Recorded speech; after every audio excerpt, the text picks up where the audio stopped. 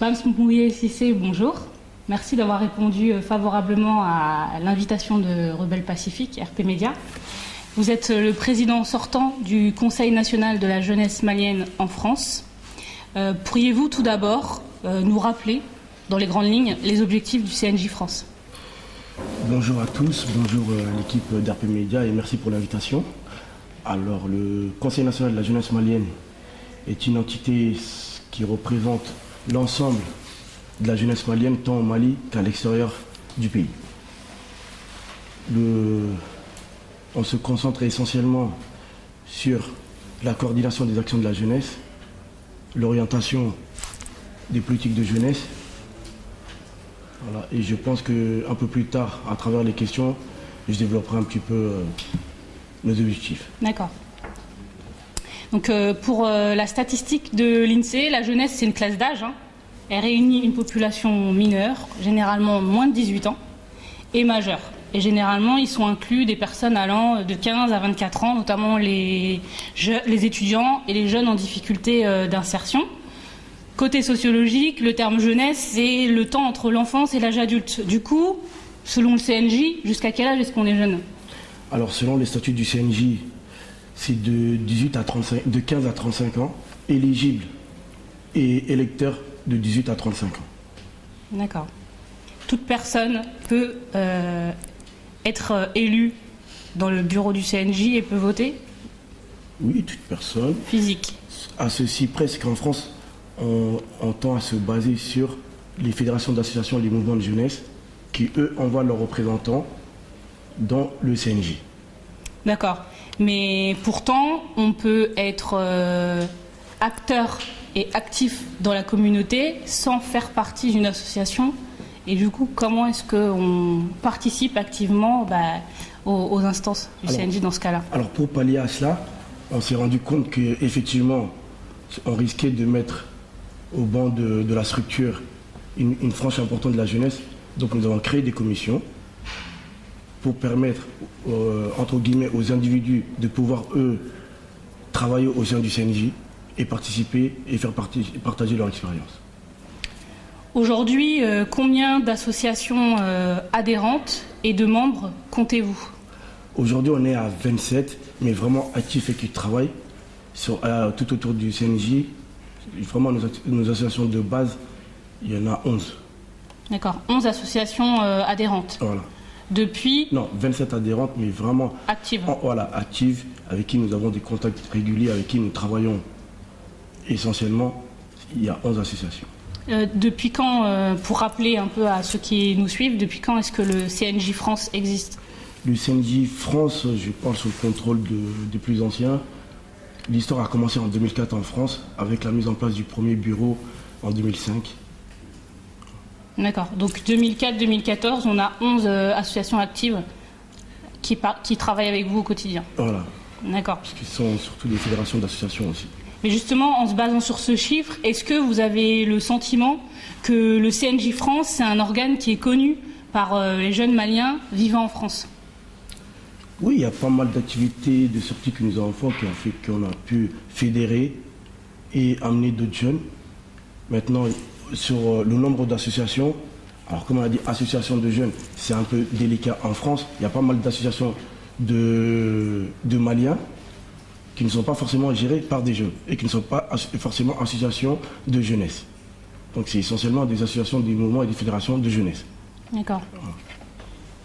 D'ailleurs, en parlant de notoriété et de visibilité, vous êtes l'un des membres du bureau, si ce n'est le seul, à être aussi visible. Est-ce que c'est une stratégie de communication de votre part ou est-ce qu'ils sont les autres? Alors, il n'y a aucune stratégie de communication sur la visibilité des individus.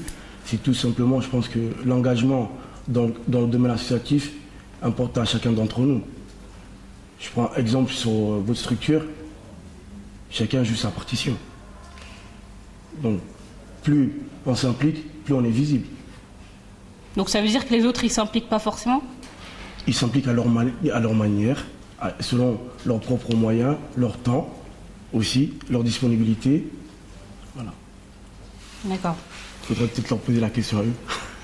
Vous êtes le président, c'est pour ça qu'on vous demande d'avoir à vous. Ouais. Dans un environnement du coup où fleurissent bon nombre d'associations de jeunes, franco-maliens, d'autres fédérations d'associations, est-ce que vous estimez avoir réussi à vous démarquer du lot?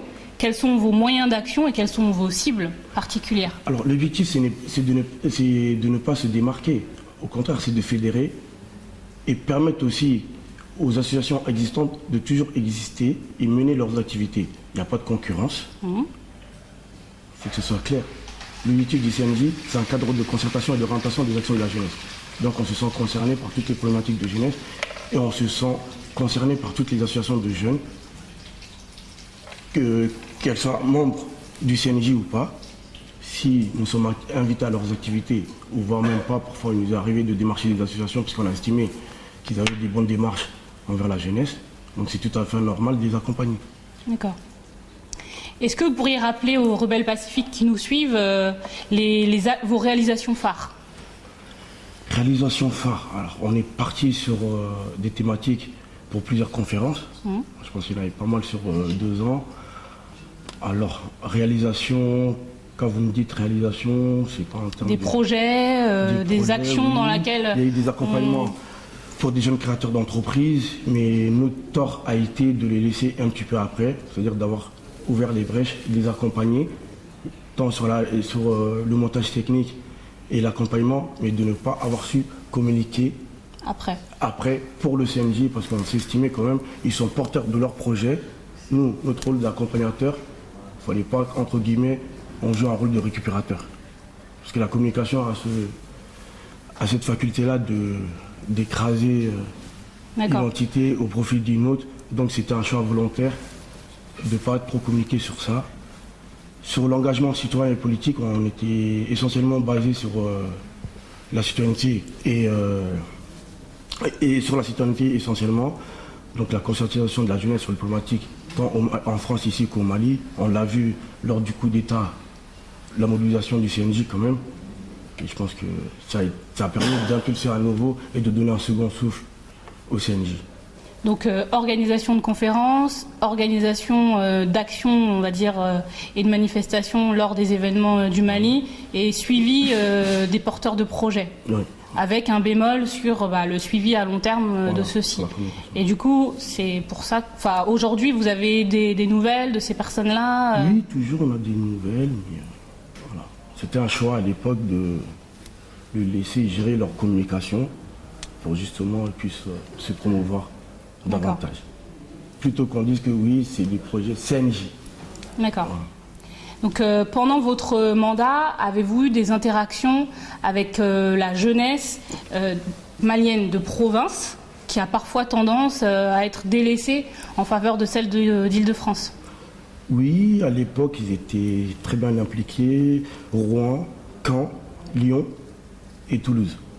Donc vous avez des relations avec des instances de province ou c'est de façon, on va dire, individuelle ou autre? Avec qui, par exemple, vous travaillez? Il n'y avait pas d'association de jeunesse en tant que telle, parmi ceux qui nous ont contactés, parmi ceux que nous avons contactés. Je dis bien association de jeunesse. Donc ils venaient d'abord en tant qu'individus et on les a incités à mettre un CNJ local. Et le souci, c'est des paris, c'est simple d'organiser une vie associative dans les provinces. Il y a quelquefois la distance qui pose problème entre d'une ville à l'autre. Moyen de transport, déplacement. Voilà. D'accord. Et dans votre bureau, vous avez des membres, vous avez des personnes qui vivraient en province ou c'est essentiellement des personnes du coup parisiennes? C'est essentiellement des Parisiens. Il y avait 2 qui étaient de province qui, après, à la fin de leurs études, sont rentrés au Mali. D'accord. Et qu'on a renouvelé. Si toutefois vous êtes candidat à votre propre succession, les Maliens et franco-maliens pourront-ils retrouver un bilan transparent de votre présidence? Oui, un bilan transparent. D'ailleurs, le bilan, il est fait, il a été envoyé, il a été diffusé. C'est en toute transparence, il n'y a rien à cacher, il n'y a rien à... En 2 ans de mandature, je pense qu'on se doit une certaine transparence. Il y a des gens qui ont travaillé, il y a des gens qu'on a représentés, donc on se doit d'être transparent. C'est la suite logique des choses, quoi. pour ceux qui voudraient retrouver ce bilan, où est-ce qu'ils peuvent justement aller chercher? Alors le bilan, on le finalise. On attend le jour du congrès pour le diffuser plus largement. Vous avez arrêté une date pour ce congrès? Alors le congrès, ça serait courant décembre. On attend un petit peu parce qu'il faut mettre la logistique en place.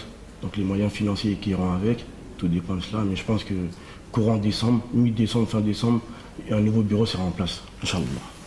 D'accord, donc on est en novembre 2014. Si l'on s'en tient à vos statuts historiques, le bureau actuel, il est plus légitime depuis un certain temps.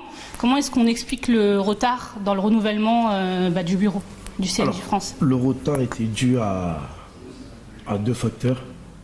Le premier, c'était un petit peu le manque de réaction du bureau de Bamako, que j'ai saisi moi personnellement en ma qualité de président, parce que quand même, c'est le comité exécutif.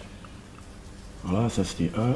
Deuxième facteur, après quand ils ont réagi, qu'ils nous ont répondu, deuxième facteur, c'était l'élection du Haut Conseil des Maliens de France.